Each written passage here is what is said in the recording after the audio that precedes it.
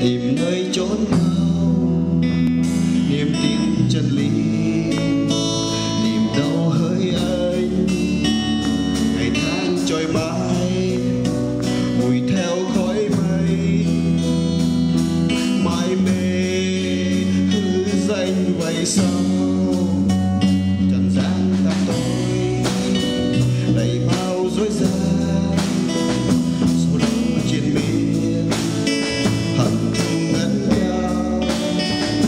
Nào ai có biết tìm đâu lối đi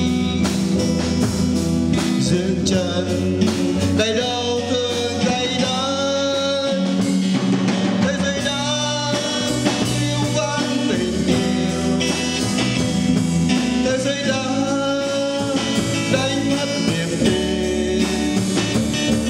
Sao nhân gian trôi bỏ tình yêu, Giê-xu ban cho trần thế.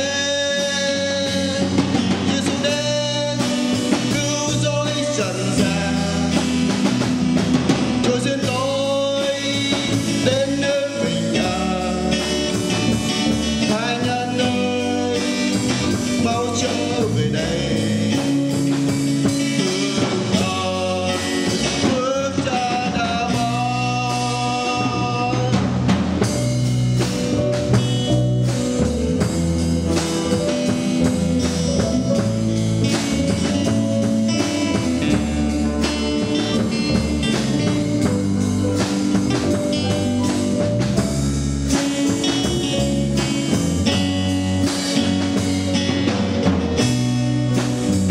Hạnh phúc đâu đến tìm nơi chốn nào niềm tin chân lý, tìm đâu hỡi anh.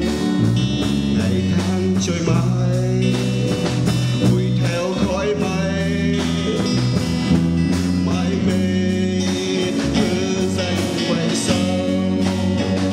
Trần gian tăm tối đầy bao dối gian, sau đâu triền miên hận thù gắn nhau.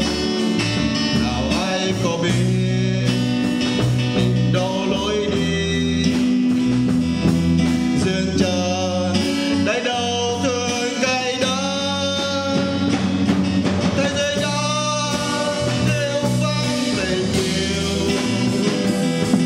thế giới đã đánh mất niềm tin. Sao nhân gian trôi bỏ tình yêu,